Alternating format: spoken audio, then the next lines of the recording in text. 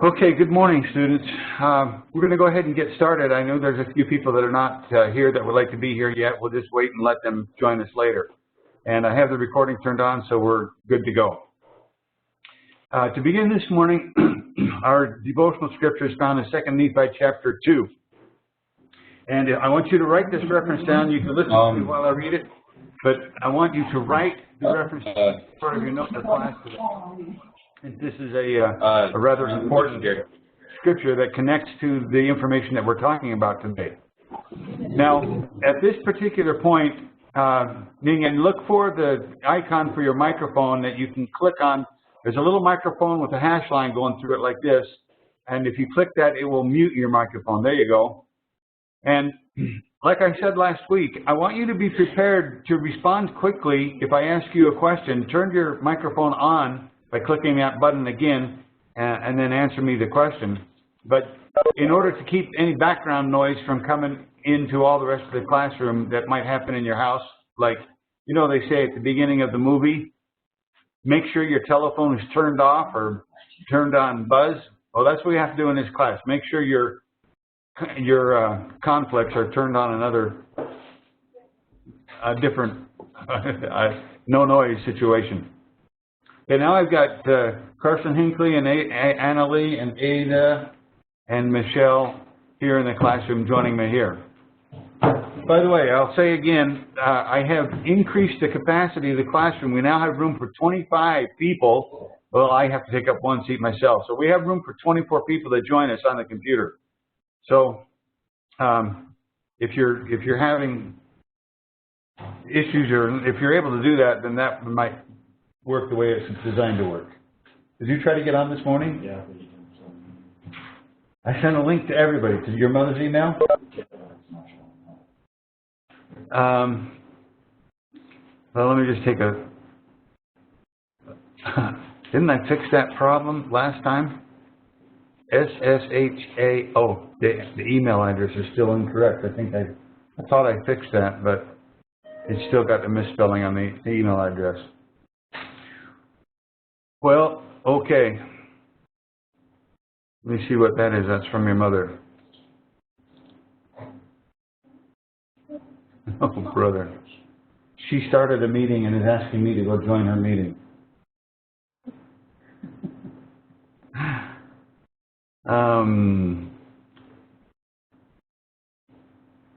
You want me to take some time? I really don't want to take time to fix that because I got the recording turned on already. So, maybe... Okay, hopefully we got that little bug solved, and we'll go back to where we were.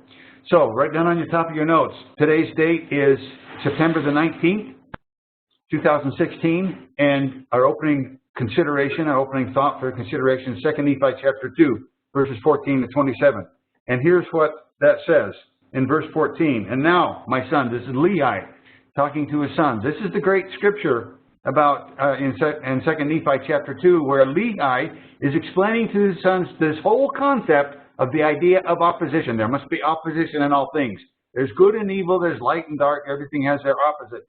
And he's saying this is key to the whole plan of the world that God created for us. Chapter 2, verse 14 says, And now, my sons, I speak unto these things unto you for your profit and learning. For there is a God, and he hath created all things, both the heavens and the earth and all things that in them are. He's created everything in the earth. And then he says this very, very interesting thing. Both things to act and things to be acted upon. In other words, all of the creation of the world can be categorized into two categories. There are things to act and things to be acted upon. Which do you think you are? Oh, that's a question. Unmute your microphone and tell me the answer real quick. To act. Dylan. Was that Dylan or was that Ning Yang? Tell me the answer so everybody can hear on the recording. Things to act. You are things to act. That's correct. In other words, you have agency. You can make a choice. You can make an action. And what are some things that are to be acted upon that do not have agency, cannot make choices, and also, by the way, do not have rights? Cows. Kennedy. What did you say? Cows. I said cows. Cows. Okay. You act upon them. A thing to be acted upon. Okay. So basically, if you think about it, you know, when Heavenly Father told Adam that he created all the world, he said, I created all these things for you. You can use them. You be in charge of them. You take care of them. You are a steward over all of these things that I've created. The plants, the animals, the rocks, the trees, the waters, all of these things God created for us. Now, does this sound like something that Frederick Bastiat might have been talking about when he was talking about the law, and he said that life came from God, and God created all these things for man's life on the earth? Well, that's exactly what Lehi said. So there's of these two categories, there's only one thing in the category of things to act, which is people, and everything else is in the category of things to be acted upon, everything besides people. That's in verse 14. And now in verse 27, he comes to kind of a conclusion of this message, and he says, wherefore men are free according to the flesh, and all things are given them which are expedient unto men, and they are free to choose liberty and eternal life through the great mediator of all men, or to choose captivity and the power, captivity and death. Okay, hold on a second. Okay, sorry for that little interruption. You know that I care deeply about every one of you. And if you called me in the middle of a very important sentence, I would probably stop everything and listen to your sentence as well. Okay. Now, I was in the middle of verse 27, which says, you are free. Men are free to choose liberty and eternal life through the great mediator of all men, who of course is a Savior, or to choose captivity and death, according to the captivity and power of the devil, for he seeketh that all men might be miserable like unto himself. Okay, so this goes back to the great doctrine surrounding the whole consideration of civics. Remember last week we talked about what doctrine is so significant that makes Mormons, more than any other people in the world that understand this doctrine, realize the importance of what God has designed on this world. And of course the doctrine is agency. And the only thing that has agency in this world are people. Now let me ask you this question. Oops, sorry. Is it possible for a man or a woman, something that is a thing that has been created by God, to be an actor, not enacted upon? Is it possible for such a thing to yield their agency to another person? Is it possible for a man to say, I'm a slave. I can't do anything but what my master tells me to do, and I can't make any choices for myself because he tells me morning to night everything I have to do? What do you think about that? You can, only if you give it to them. Can you do that? Can you make a choice and say, I am not going to make any choices for myself. I'm going to give my agency to somebody else, and they are going to be responsible for my life. And if I have a happy life or a good life, it's their credit. If I have a lousy life, it's their fault. Is that possible? Only if you choose to let them. Okay, I submit to you that it is not possible for you to choose to let them, because that is a choice. And that puts agency back on top of you. That gives you the responsibility. Can you imagine standing before the judgment seat of God at the last day and saying, it's not my fault, I messed up my life. I gave my agency to that guy. And is he going to say, oh, I understand. That's fine. We'll just let you get in heaven for free. Not going to happen. Okay? You are a thing to act, and there is no getting around that. You are forever going to be a thing to act. You can't not become a thing not to act. Okay? You have to exercise your agency one way or another and be responsible and accountable for that. Okay, now that's a doctrinal discussion. An inspirational thought is something that ties in with the lesson, and we're going to be doing those each week that we have the class. Now, first thing on the agenda for today is to review our quiz that you all took on the reading assignment in the class from last week. So if you would get that out, if you would get that out with me, I want to go through this question by question.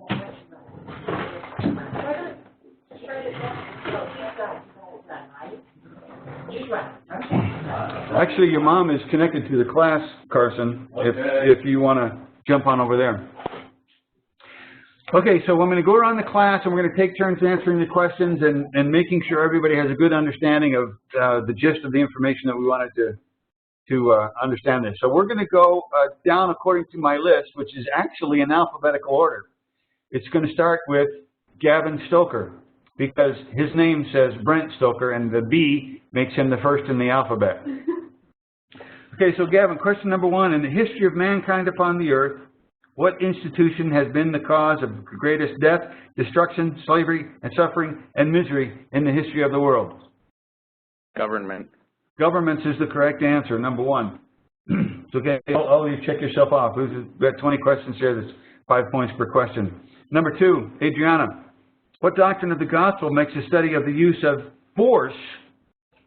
And I said government is an institution of force. Government only does anything by force. Now, they might try to convince you that they are doing things by persuasion. But as we talked about last week about the income taxes situation, all you have to do to test whether or not the government is doing something by force or by persuasion is look at what will happen if you do not do what they are telling you to do. And so that doctrine that is of particular importance, Adriana, is what? Agency. Yes, the doctrine of agency. That's the correct answer. Number 3, Dylan. Unfortunately, true or false, unfortunately, God has not provided man with very much revelation about how to organize society peacefully. Dylan, you have to click on the microphone button and tell me the answer, true or false, really quick. False. False is correct. Aren't you kind of saying to yourself, oh man, this quiz is so easy. Why doesn't he make something hard? Well, actually, the purpose of the quiz is not really to test your knowledge. It just summarizes or distills down to succinct statements the essence of what we have attempted to discuss and learn. Okay, number 4, Ethan Kemp. What does De Lorenzo say that the ideal of American government as defined in the Declaration of Independence and the U.S. Constitution was? What was that ideal that those documents were intended to preserve? Was it life, liberty, and property? The protection of life, liberty, and property of the citizens of that country. That's correct. Those documents recognize those very precious, basic, fundamental rights that people had and said, and what did Thomas Jefferson say in the Declaration of Independence? We hold these truths to be self-evident, that all men are created equal, that they are endowed by their Creator with certain unalienable rights, and that among those rights are the right to life, liberty, and he used a euphemism, the pursuit of happiness. The pursuit of happiness was a euphemism, and he knew exactly what he was doing. He didn't want to say property because property was politically incorrect. It's like saying, I have stuff and you don't, and that. Okay, so in order to be politically correct, he used the term the pursuit of happiness. Pursuit of happiness means you got to have stuff in order to be happy. You got to have food to be able to eat. You got to have a roof over your head. You have to have clothes to wear. That is stuff. That's property. And he said that's the pursuit of happiness. You're entitled. You're endowed by your Creator. You're endowed by God. Okay? Does it sound like something Frederick Bastiat might say? You're endowed by God with these rights.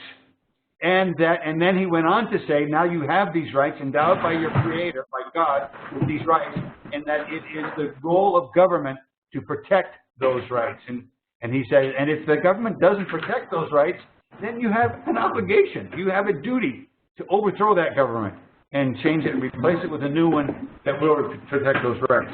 Okay, and we're going to get to the Declaration of Independence. We'll go through that again later in the semester. Number 5, I am down to Jaquel. You are joined in the classroom on question number 5.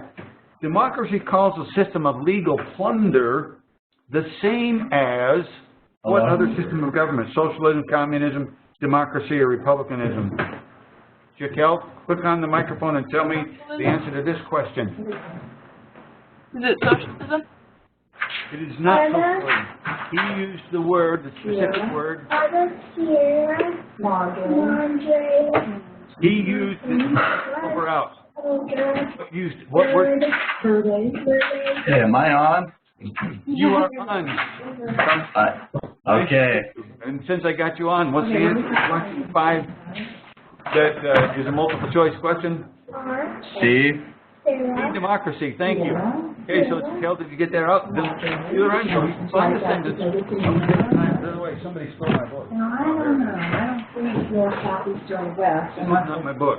In the title of something. I want my book that has my highlights in it.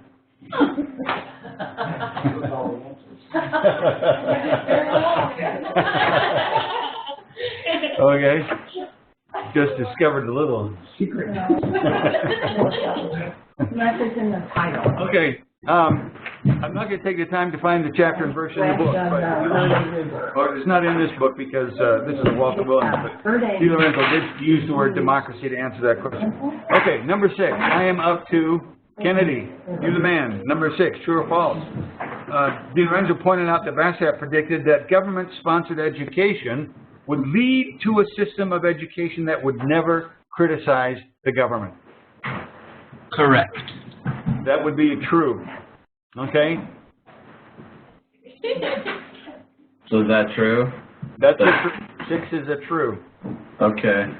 Okay? And I don't know if any of you have any experience with public school, but if you look at most people that come out of public school and ask them what do they think about the United States of America, you know what they'll say? They don't like it. No, they won't. They'll say, we are number 1. We are the best.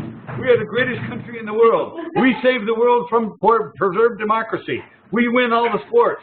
We are the smartest people in the world. We are the best people in the world. That's what they say, okay? And that's basically the whole idea of government education is we are number 1. Okay, number 7. True or false? And I am down to, who am I down to? Jaquel, Kennedy. Ning Yang, did I ask you a question? Here's number 7 for Ning Yang. True or false? Lorenzo explained that Bastiat foresaw that the corruption of law in a system of legal plunder would result in making politics far more important than it should be. True. Okay, that's true. Okay, the point that he was making here is that as long as some people have the power to benefit by the use of law by abusing other people, then everybody is going to want to have that power. On the other hand, if nobody had the power to abuse anybody with the law, and the law only served one purpose, which was to protect everybody equally, and everybody was, in actuality, protected by the law, we wouldn't care who was the President of the United States. It wouldn't make a bit of difference. Nobody could hurt me. You could have Joe Schmo be the president, and it would be just fine. I wouldn't care one bit because he can't hurt me, okay? But as long as, and you see how important politics is today in our world, it is like people are saying, oh my goodness, if that guy is elected to be president, I'm going to leave the country. You know, it's like I'm willing to give up everything, my life, my home, my family. I'm going to go live in Guatemala if they make that guy president. It's because politics is way out of proportion of the importance of what it should be. It should be nothing, and yet it has become everything in the culture of the political landscape. Okay, number 8. I am down to S now, which is Carson. Number 8, the author of the law respected the United States. He saw in those documents that the United States had used to create his country some very significant and important things. But he saw 2 things that were a problem, and those were number 1 and number 2, Carson. Slavery and, wait, we're on number 8? I'm on number 8, yes. Okay, slavery, protectionist terrorists. Protective terrorists and slavery. Obviously, slavery is a blatant abuse of the protection of life and liberty and property. And protective tariffs was a system that was deeply entrenched in the British Empire and was carried over into the United States as well. The idea that we can use government to regulate and force people to pay for certain kinds of economic transactions. Okay? We'll talk more about those if you don't have a clear understanding of them another time. So is that right? I'm down to people in my peanut gallery here. Number 9, Anna Lee, who wrote the law? She said Frederick Bastiat. That's the correct answer. That was like an easy question. Adriana, when was it written? Not Adriana, sorry. Ada. I knew it started with A. 1849, 1850. I think I wrote down the answer as 1850. I think 1849 is a good answer. 1850 is a good answer. It may actually have been both, but it was published in 1850, so we'll say he wrote it in 1850. Number 11, Michelle, what language was it written in? French. It was written in French, right. And number 12. Okay, let's go back to the top of the list. According to Bastiat, Gavin, where does life come from? From God. That's correct. Life comes from God. It's on page 1. Anybody disagree with that? No. Okay, you think he was probably right in making that conclusion? Yeah. Okay. Number 13. What 2 things, Adriana, did God provide for man's life on earth? In order for him to survive and thrive, what 2 things did he provide?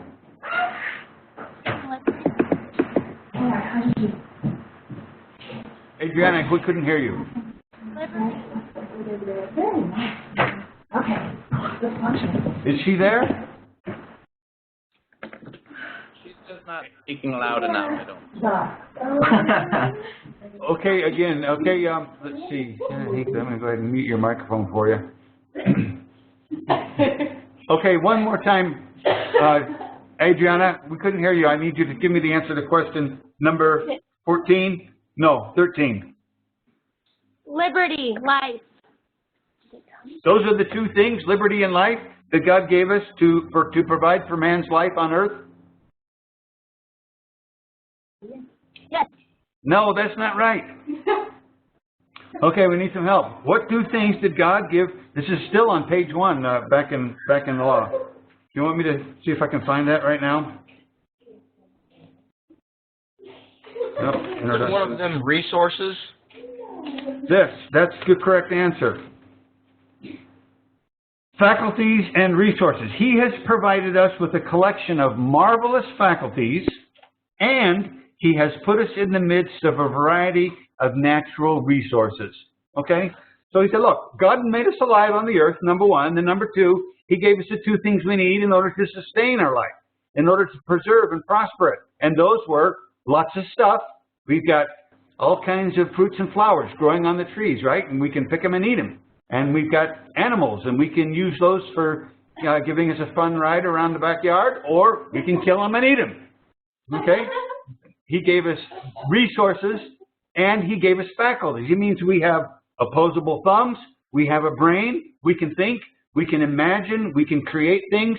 That's what he gave us, and by using those 2 things, the resources of the world around us and the faculties that he blessed us with, our abilities and our knowledge and our memories, we can create things to preserve and improve our lives.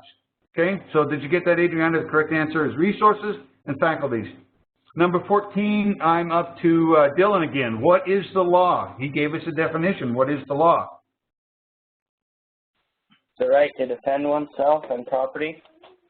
Okay, that's partially correct. There's one important concept that is not included in your answer that is part of the correct answer. Yes, law is basically the right of self-defense. Okay, Bastiat said that goes with being alive. Being a thing to act, a person that has agency, you have the right to defend yourself from being killed by other people or by acts of nature. You can defend yourself. And he said law is, who wants to help us out here, that is not just the right to defend yourself, It is also, Kennedy, what? It's a collective right. It's a collective organization of individual rights. Okay, that's an important concept. I have the right to defend myself, and Kennedy has the right to defend himself. And so, if somebody comes to beat me up, I can say, Kennedy, help me out here. This guy's going to come beat me up. And Kennedy will say, no problem, man. I'm Captain America. We'll put him down. Okay? And there's no evil in me doing that. There's no evil in Kennedy doing that. We can join together to defend ourselves and protect ourselves. And that's it says, that's all the law is.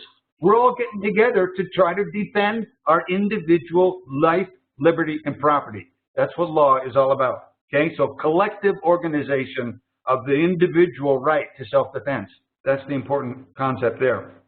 And the proper function of law, I'm down to Ethan, I guess.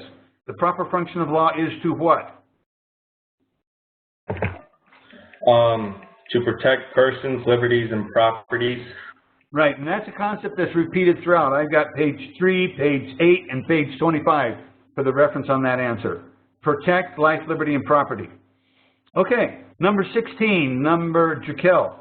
What are the 2 reasons that people get messed up and begin to pervert the law into its improper use? Greed and philanthropy. Okay, but what are the adjectives that he put on greed and philanthropy? Stupid greed and false philanthropy. False philanthropy, and what's the other one on greed? Stupid. Stupid greed. Okay, now, if I was translating the language, the writing from French, you might have found another word besides stupid because that's not a polite word. But that's the word that this particular translator used. In other words, he's greedy. He wants stuff for himself. Now, greed is a very misunderstood concept, and it's something that we'll need to talk about more when we come to economics. But the fact of the matter is, human nature, we're all humans, we're all greedy. If I give you a choice, I'll give you this for example. You go to the grocery store and you see they have a special on milk. You were going to go to the grocery store and you were going to buy a gallon of milk. And the grocery store says, we have a special on today. You get 2 for the price of 1. You can buy 2 gallons of milk and only have to pay for 1 of them. You get the other one free. What are you going to do? Get 4. Okay. I rest my case. More is better than less when it comes to stuff that we want. Okay? And that goes for everybody. All human beings have that in common. They like the idea of more good stuff rather than less. Well, the reason he says stupid greed is because if this is not a smart kind of greed where you're actually benefiting, he says this is stupid greediness. This is a greediness that is going to hurt you in the long run, not help you. And what is false philanthropy? Philanthropy is the idea of doing good for other people. I'm going to educate them because they're poor, ignorant, they can't help themselves, and so I'm going to educate them. Or I'm going to give them health care because they're sick and they can't take care of themselves. I'm going to help them, but I'm going to do it through force by making other people pay for it. Now, is that philanthropy? No, that's not philanthropy. That's false philanthropy. There's no charity in it. There's no morality in it. As a matter of fact, it's like Robin Hood. He's stealing from the rich to give to the poor. Is he a thief? Yeah, he's a crook. Okay, and he's immoral. Stealing is against the commandments. It's not what he should be doing. Okay, number 17, I'm down to Kennedy again. What 2 methods can be used to provide for the necessities and luxuries of life? I would just like to point out that I read the first 10 pages of the proper role of government, not the law.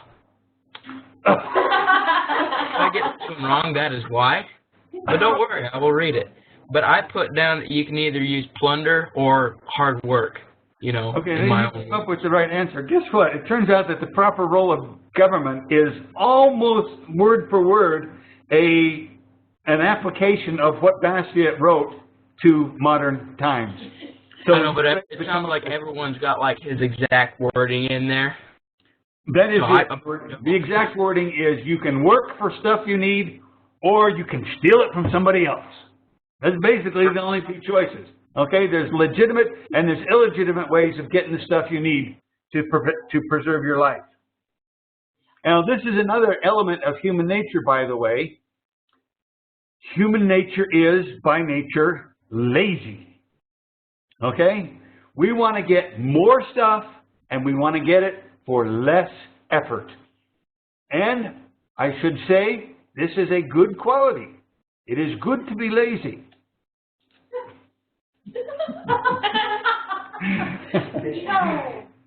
Because you figure out how to get more stuff with less effort, and that is the whole root of human progress. Okay, so worker plumber, number 18. Let's go down to Ning Yang again. When laws are used for plunder, what are the two natural results that follow from that use of law? We see that some people are getting away with plunder. They're using law to get stuff from other people. How's everybody else going to respond to that situation? Two choices. They'll try to put an end to it or take part of it. Okay, they're going to say, hey, quit.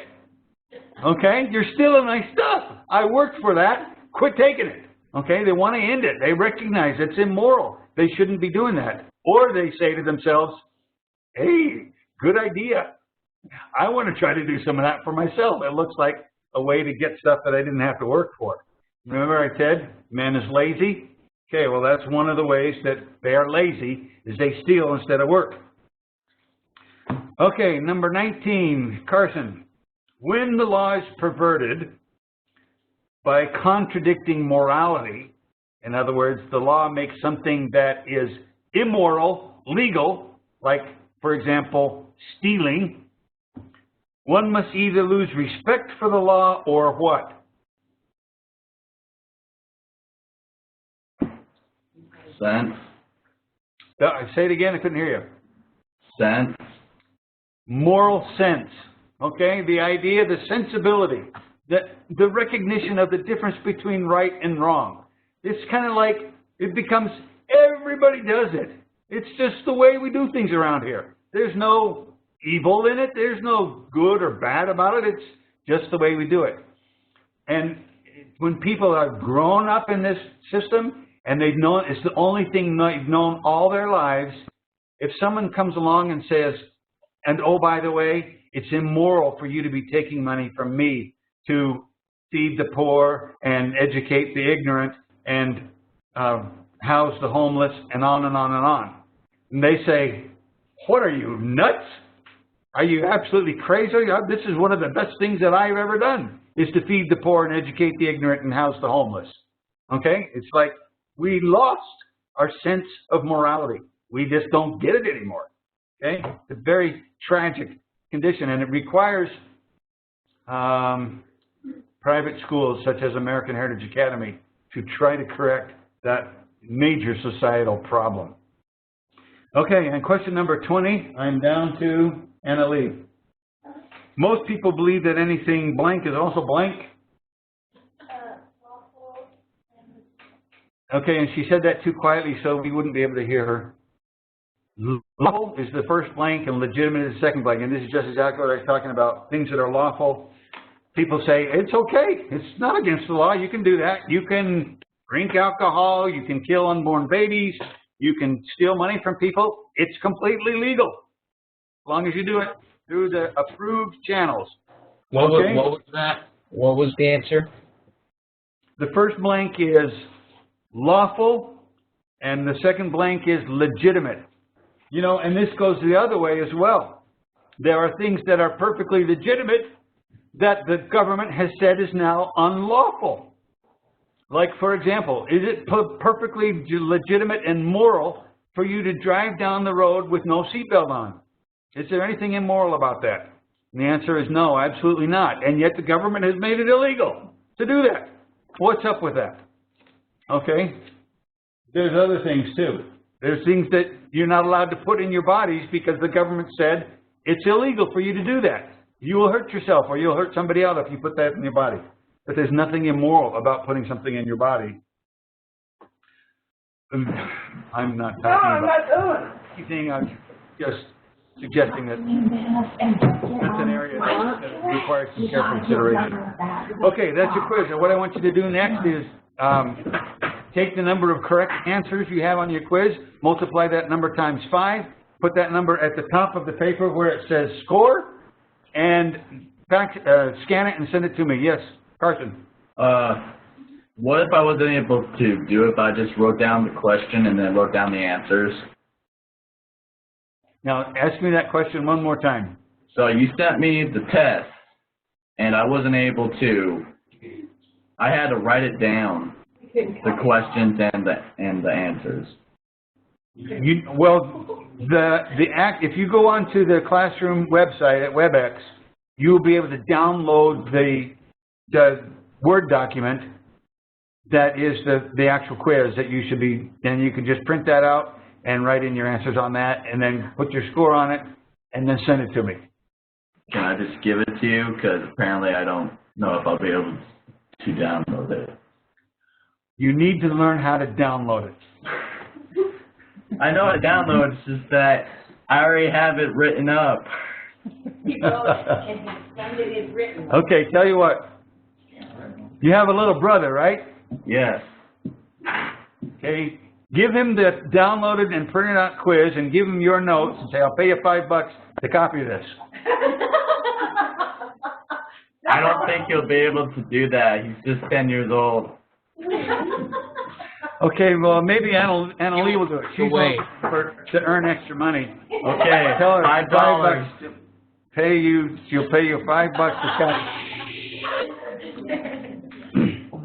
Okay, Carson, you got a tough choice. You can copy it yourself, or you can pay someone else to do it. I'll pay someone. Okay, go for it. Okay. Okay, for next week. For next week, or for this week, your reading assignment is to go on up to page 21 in the law. And I'll make, let's try this.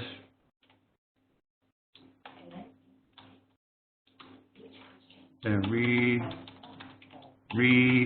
to page 21 in. Okay, so there's your assignment for this week.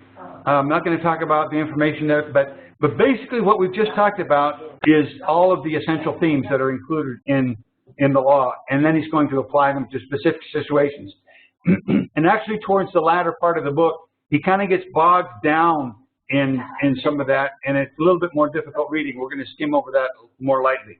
But read up through page 21, and then again, I'll send you out on, Wednesday, I'll send you out a quiz to cover the reading material on the rest up through page 21, plus what else we have to talk about in our class right now. Now, I am going to put something on the screen, I hope.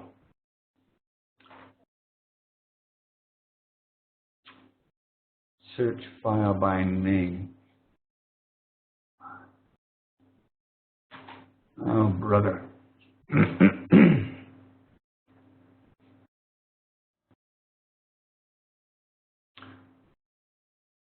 Refresh.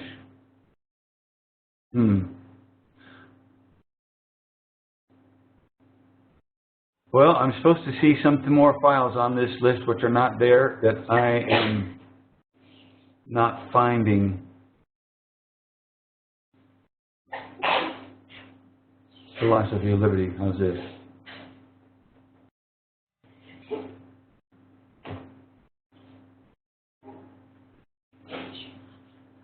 Oh, brother. Hang on a second. I got something funny that might be going on with my computer.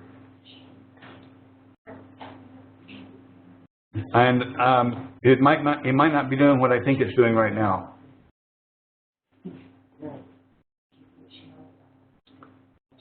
Okay, well.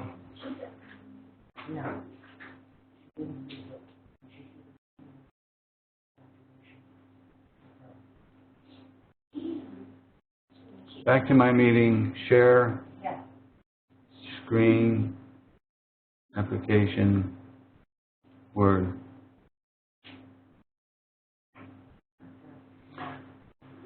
Okay, tell me what you can see on the screen now. A little file that says ownership and stuff.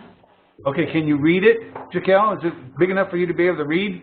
It's pretty small. It's quite small. It's too small. Could you make it fill the entire screen? That's better. Okay, this file is on the meeting documents, and you should be able to download this file. How's that, Kennedy? Can you read that now? Is it big enough for you to see? Okay. The first concept I want to talk about, and I only got a couple minutes to do this because there's another one I wanted to get into, is the idea of ownership. What does it mean to own something? And this paragraph has a little description of that. It says the legal relation, ownership is the legal relation or relationship between a person, which could be a single individual, or it could be a group of people, or a corporation, or it could be a government, and an object. Okay? The legal relation between an individual and an object. And now this object may be corporeal, such as furniture, or it may be completely a creation of law, such as a patent. In other words, it could be something that's intangible, like a patent or a copyright or an annuity. If you write a song, it's possible for you to copyright that song and say, I own it. It belongs to me, and the government will protect you in the ownership of that song. Or an annuity. An annuity is a financial or a legal document that requires the payment of money over a period of years or something. Okay? That's not something tangible, but it is something that can be owned. It may be movable, such as an animal, or it may be immovable, such as land. Okay? And because the objects of property and the protected relations are different in every culture and vary according to law, custom, and the economic system and the relative social status of those who enjoy its privileges, it is difficult to find the least common denominator of the term or the idea of ownership. Ownership of property probably means at a minimum that one's government or society will help to exclude others from the use or enjoyment of one's possessions without one's consent, which may be withheld except for a price. Okay, you go in the bathroom and you see a toothbrush laying on the countertop, and you say to yourself, I have dirty teeth, I need to brush my teeth. I'm going to pick up that toothbrush and use it. But it's Kennedy's toothbrush. What does Kennedy have the right to do?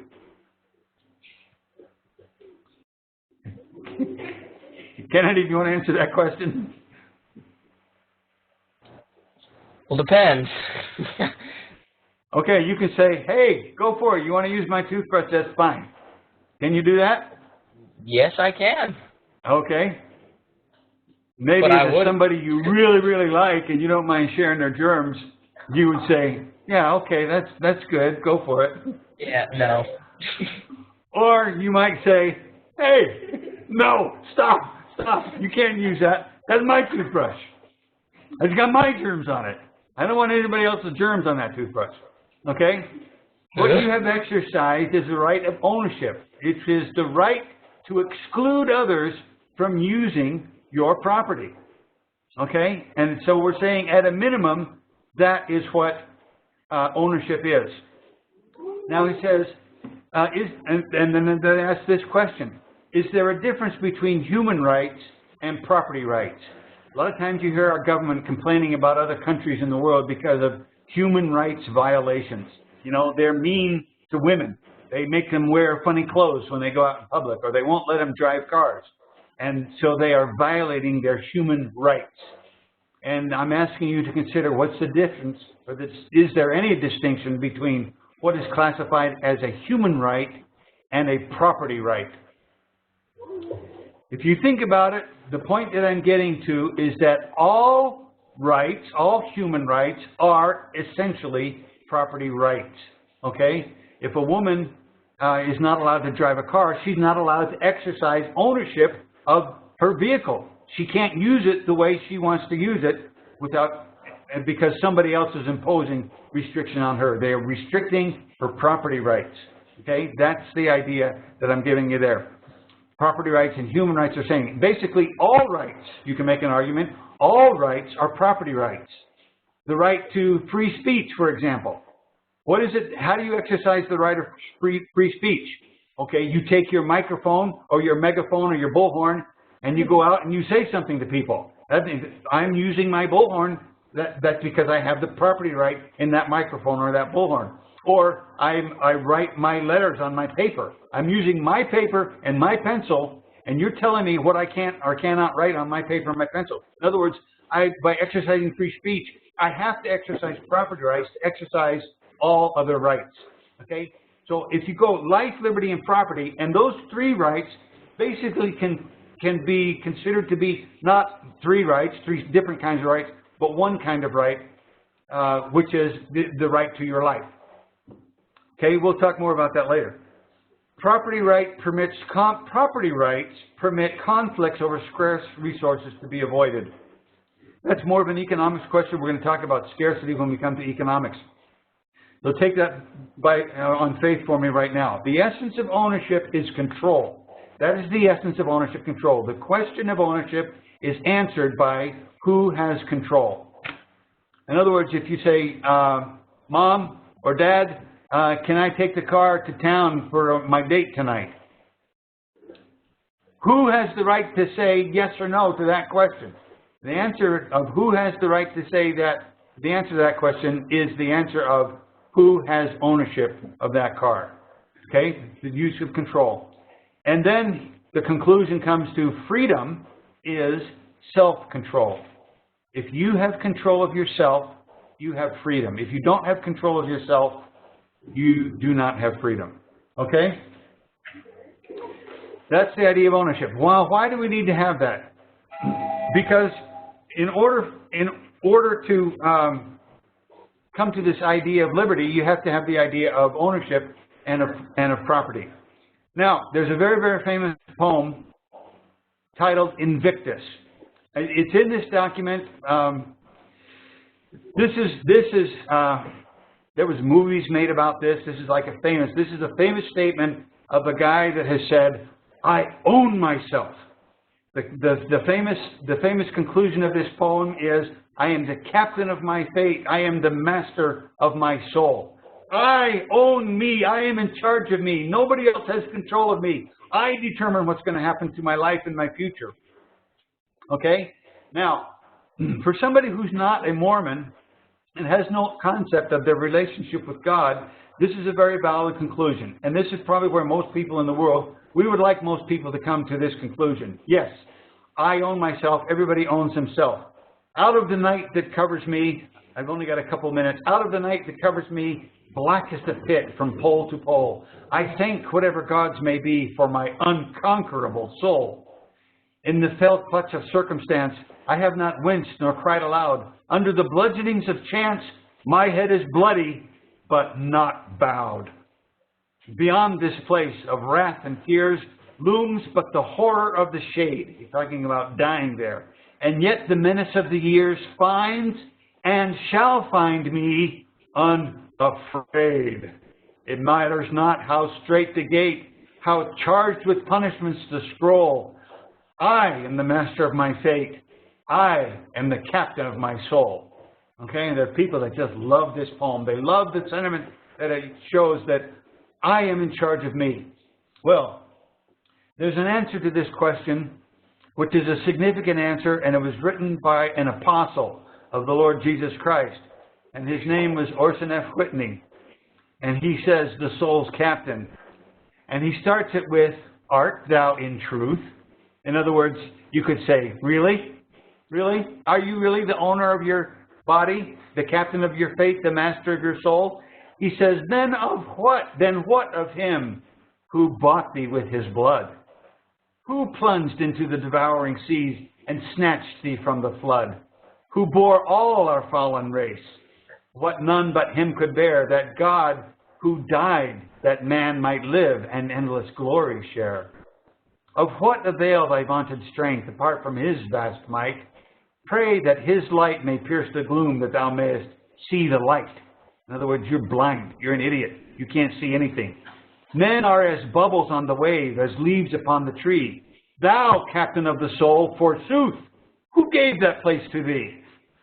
Free will is thine, free agency, to wield for right or wrong.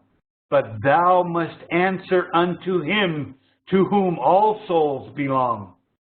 Bend to the dust that head unbowed, small part of life's great whole, and see in him and him alone the captain of thy soul.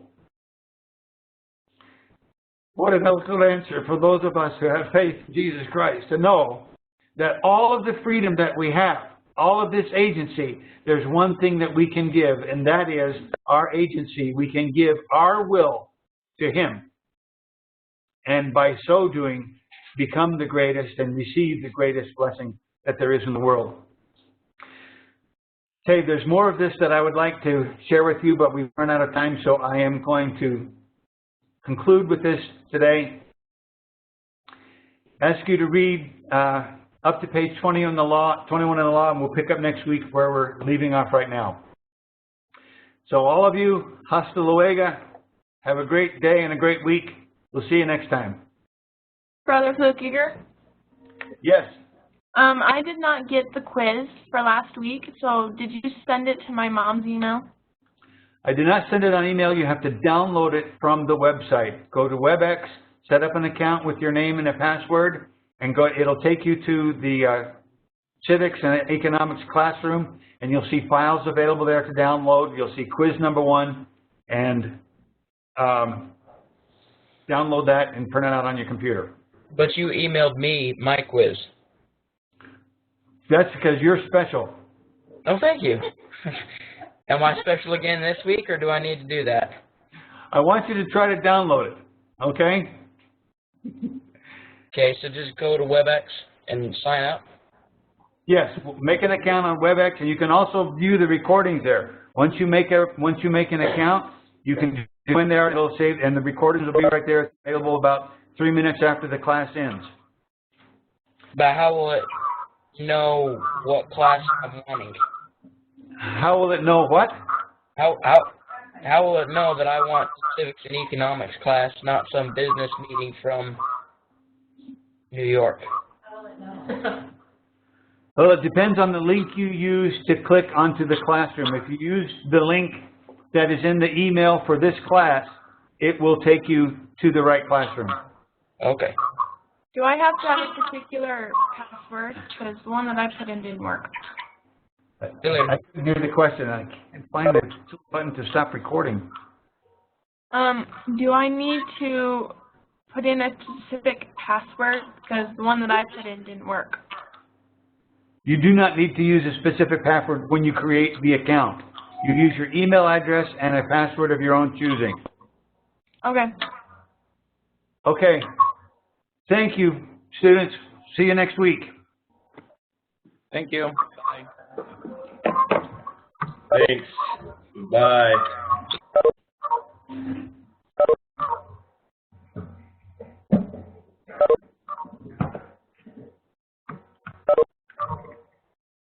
Hey, Hi. how are ya? Good. Glad to hear it. We'll see what we can All I have to do is turn in my quiz, and I need to read to page 21.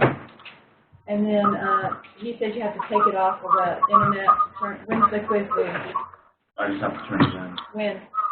I don't know. We just tried. How'd you do? All those I got right, but I wasn't here for the one before. Oh. Why did you put a star next to it? That means that's right. Oh, you're scaring me because I'm looking at that going, oh. All right, man. Let me get back here. How do you do that? See, I wonder if Joe's just waiting for me to send him a link. But I want to be over here, and I want like coffee per line. Get your hand up on this. All right. Hey, are you guys seeing me on camera? Yeah. Okay. Recorder.